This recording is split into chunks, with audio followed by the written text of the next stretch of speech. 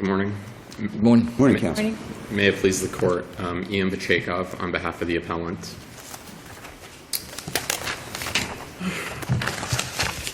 I'd like to reserve 2 minutes for rebuttal. Okay, the issues on appeal, as you know from our briefs, are whether or not the lower court erred in finding the judgment void for lack of notice, and whether or not the lower court erred in finding that Montalvo showed, or the appellee showed excusable neglect and acted with due diligence in seeking relief from his default. Let me start by addressing the first issue. First, the appellee argued, and the court found, the lower court, that he never knew that he was being sued personally. And this comes straight from the answer brief of the appellee. He says he just never knew. And this is hard to believe because within the record it clearly states that there was an attorney hired on his behalf individually in this case. Who goes and hires an attorney to represent them when they don't even know that they're being sued?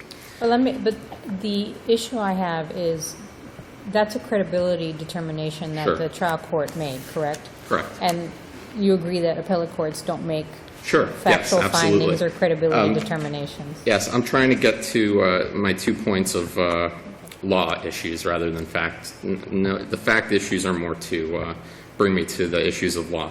And the first issue is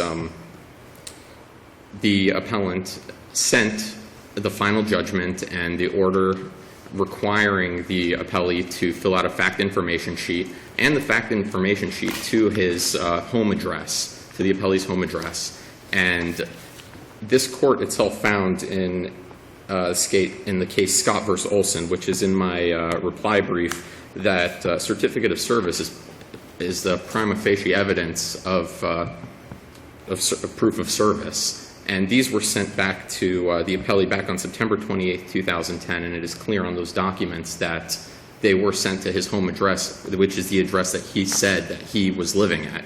And the appellee at the hearing, though, testified to what as to those things? As to those things, he testified that he just never received them. But the law isn't whether or not he received them, it's whether or not they were mailed.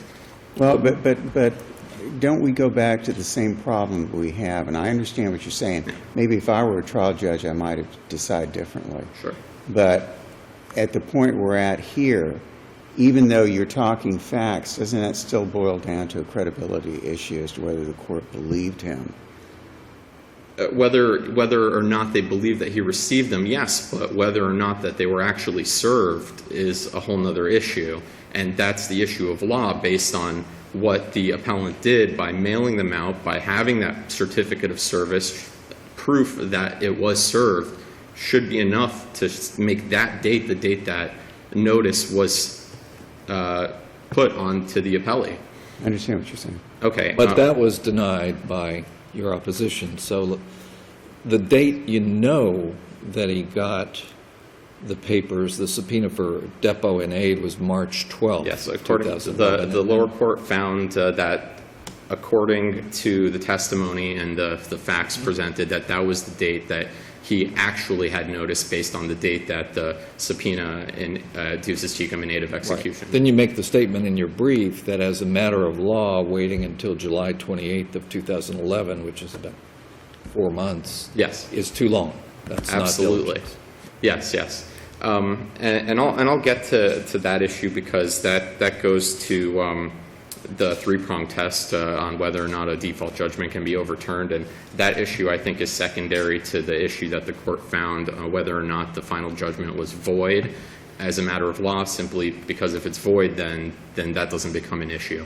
And this is my case in chief and my argument here, and I had actually not found it until after I filed my reply brief. I just filed this morning and e-filed yesterday a notice of supplemental authority with 2 more cases, one of them being C Outdoor Advertising Inc. versus Laughlin. It's 965 Southern 2nd, 325. It's a first district case in which they basically, what they said was that judgment is not void when the sole reason for the notice having been sent to an incorrect address was the defendant's failure to notify the court and opposing counsel of the address. And in this case, what happened was there was a defendant, and he was in the jurisdiction of the court. He had an attorney who withdrew, and after the withdrawal, he didn't receive any more notice of anything, none of the filings, and he got defaulted, and then he went to vacate the default, and the circuit court basically said the default cannot be vacated because it was your duty to give the court your new address, to give opposing counsel your new address, to keep yourself informed of the litigation that you are in. And I think that almost mirrors exactly what we have here. It was the only case in point I can find in any of the districts which even covered this matter at all. And basically what it says and how I interpret it in this case is that the appellee here, he submit himself to the jurisdiction of the court when Mr. Sandberg filed his notice of appearance and filed the initial pleadings on his behalf. At that point, it became his duty to stay informed of the litigation in this case, to keep his address current with his attorney and with the court and with opposing counsel, and he did not do that. And yes, his counsel withdrew, and he said he didn't get notice. It was found that he didn't get notice, but that doesn't matter. In the end, he stuck his head in the sand. He ignored the litigation, which he was a party to. He himself said that when he saw the complaint, he saw his name on it. Confusion as to whether or not he's being sued personally is not an issue. And that brings up the second case in my notice of supplemental authority, which is John Crescent, Inc. versus Schwartz. And what the court stated in that case is that the failure of a party to take the required steps necessary to protect its own interests cannot, standing alone, be grounds to vacate judicially authorized acts to the detriment of other innocent parties. The law requires certain diligence to those subject to it, and this diligence cannot be excused lightly. The mere assertion by a party to a lawsuit that he does not comprehend the legal obligations attendant to service of process does not create a sufficient showing of mistake, inadvertence, surprise, or excusable neglect to warrant the vacating of a final judgment. And here, that's exactly what happened. He had an obligation to keep his address up to date so that the appellant could, in fact, get him notice of the final judgment, of the trial date, of everything going on, and he stuck his head in the sand. He pleads confusion, and the court believed him, but confusion as a matter of law, as this case states, is not an excuse for doing that. But we have cases that say confusion, but it's confusion where they've received notice and they actually have received the pleadings and they do nothing with it, and then they try to vacate it. The question I have is the standard of review here is abuse of discretion, correct? Yes. And again, even though perhaps this court, or speaking for myself, would not have done the same thing, how can we say that what the trial court did was an abuse of discretion, given the findings of fact that he made? Well, it's clear as a matter of law that he submit himself to the jurisdiction of the court, and it's that point entirely that I base my argument around. Because he would submit himself to the jurisdiction, because he put himself into the case, that right there put the duty on him to stay informed of the case. He could have spoken to his attorney, which he says he didn't do. That's not an excuse. He could have spoken to his co-defendant, who was a friend at the beginning of this case. The address that he gave was a good address at the beginning of the case in 2009, yet somehow it became not a good address when he stopped receiving notice, when his attorney withdrew. And how can that not be reasonable when that's the only address that the court was given to the appellant to send all his notices out to that address, when that was the address that was specifically left with the court and with opposing counsel? It was reasonable for the appellant to send all the notices to that address. It was reasonable for him. Right, but isn't one of the findings that the trial court made was that Montalvo did not actually receive any notices of the motion to withdraw by counsel? Yes. And that also goes to Montalvo's duty to stay informed with the case. When he went a whole year without ever hearing anything about the case, and his attorney, who withdrew, also, from the record, it shows he was his attorney on a few other matters as well. And it is also in the record from Mr. Sandberg's testimony at the evidentiary hearing to vacate that he did in fact speak with his client, and whether or not the issue of this case actually came up is hard to determine because of conflicting testimony between Sandberg and Montalvo and previous affidavits. And If you want to keep your rebuttal time, you need to wrap up this phase.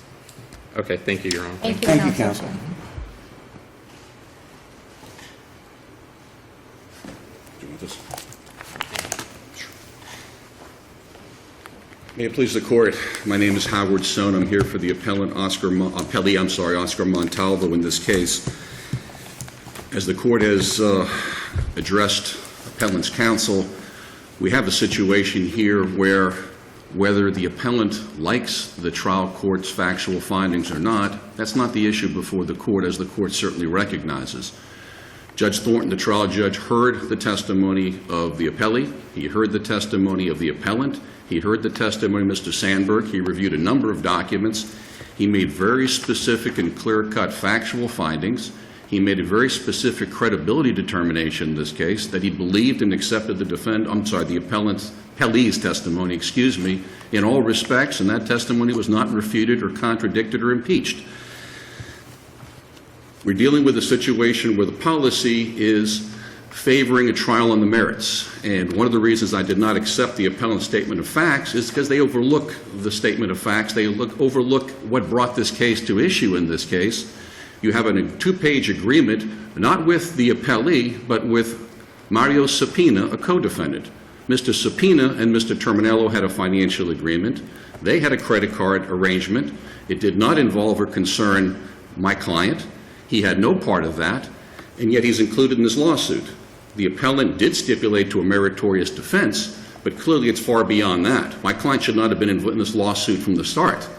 And that gets to the point of public policy in the Court, in this Court as well as the 4th District and other courts, favoring trials on the merits and resolving reasonable doubts in favor of granting a motion for default, which the trial court did. Can you point to any case that has a delay that long between actual notice and appearing again in the case to defend or to move to vacate? Well, I do. I have that in my notes, Judge. I'm talking about the 4-month lag there. I'd like to address that point because Your Honor mentioned that it took my client and his counsel, myself, till July to respond. That's not accurate. My client was served with the subpoena ducis tecum for deposition and date of execution on March 12, 2011, he and his girlfriend. The final judgment was not attached to that. That was simply the subpoena. That brought the matter to a head where he realized, hey, what's going on here? As he testified at the court and the judge accepted his testimony, he went to the court, to this court's clerk's office, as well as to the clerk's office downtown at the Circuit Court Civil Division to see what's going on here. And because Mr. Subpoena had appealed the judgment, part of the file was here, part of the file was downtown, and he was a pinball being bounced back and forth. That was his testimony.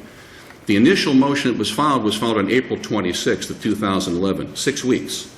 That was based initially on some of the documentation that we were able to obtain. The appellant contends that we should have filed the motion without documentation. With all due respect to the appellant, if Mr.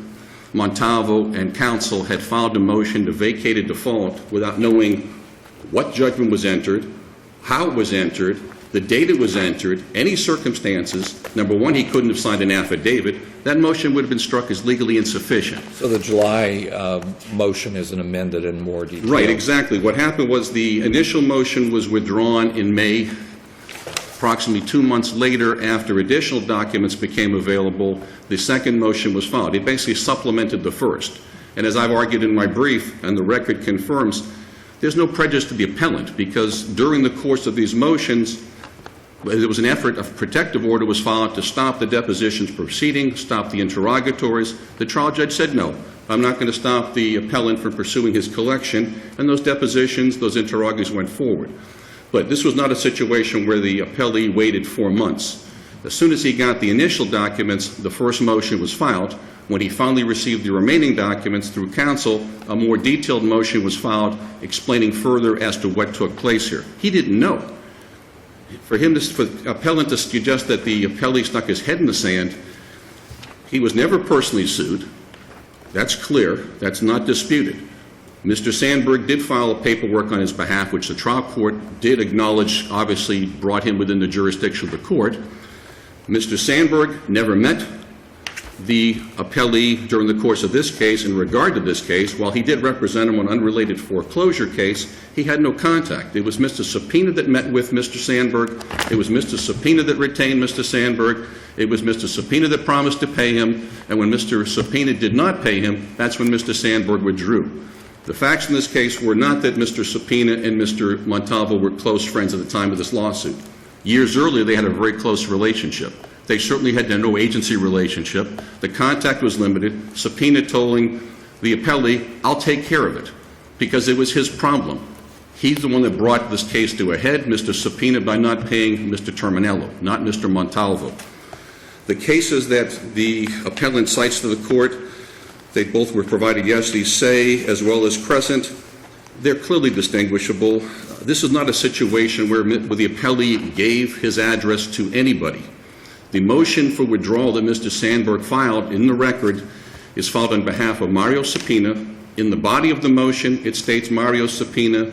It provides the defendant's address in a singular form as Mario Subpoena's, and it was served on Mr. Subpoena.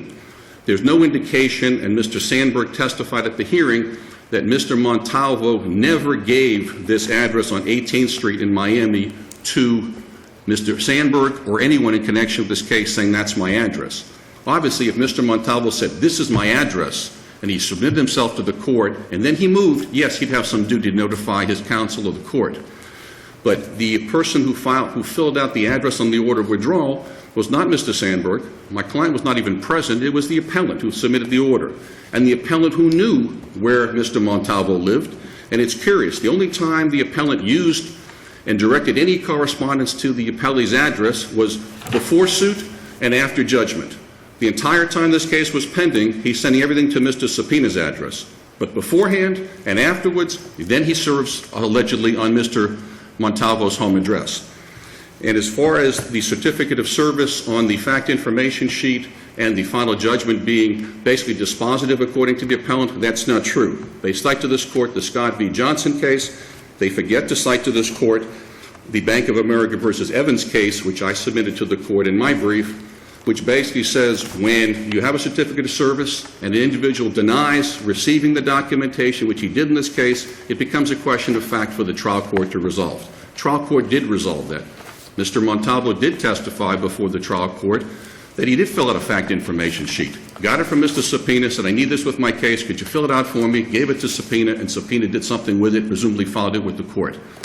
Clearly, the trial court's factual findings are not erroneous. They're fully supported by the record. There's been no abuse, much less a gross abuse of discretion. The trial court made the proper finding. I'd ask the court to affirm this in all respects.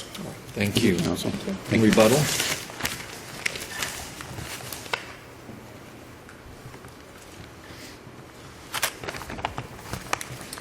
Yes. Regarding the delay of filing, the only excuse he gave, and the court did find that notice was on the appellee on March 12, 2011. Once again, the only reason for this is a pinballing of having to go between the circuit court and the district court to get the file. 6 weeks to get enough of the file to file a motion is absurd. And the fact that he says that his second motion after the first one was withdrawn was to supplement the first motion is also absurd. They were completely different. The first affidavit on the first motion that was withdrawn said that Montalvo never had an attorney, was never represented, yet in his motion to vacate that we're here on now said, oh yeah, that attorney, he was representing me, and then he withdrew, and I never knew about it because it all went through subpoena. On top of that, he filled out a fact information sheet. He says that, yes, it was Subpoena that gave it to him, and he gave it back to Subpoena, but who files a fact information sheet with specific financial information and gives it to somebody you're not even friends with anymore or has no business relationship with? To find that he didn't have notice or didn't even have a duty to find out why he was filling this out or why he would need to fill this out individually makes no sense to me. And to say that he wasn't personally sued is incorrect. He was personally sued. His name was on there individually as a member of the business, and that is a proper basis for suing him individually. And he is supposed to be in this case because he was part of the company that got the loan on the credit card. As far as the address being put on the order of withdrawal, yes, it was the appellant who wrote it onto the address, but that's because Mr. Sandberg only appeared telephonically and directed him to write that address. And he was asked, do you have any other address? No, that is the only address I have for all defendants. That's what he testified, and that's what's in the record. And that's why that address was written by the appellant, because the appellant was the only one in the courtroom with the judge. And in conclusion? In conclusion, the judgment should not be found void, and it was a gross abuse of discretion for the trial court to find as it did. Thank you. All right, Thank you, counsel. Thank you. Thank you. both.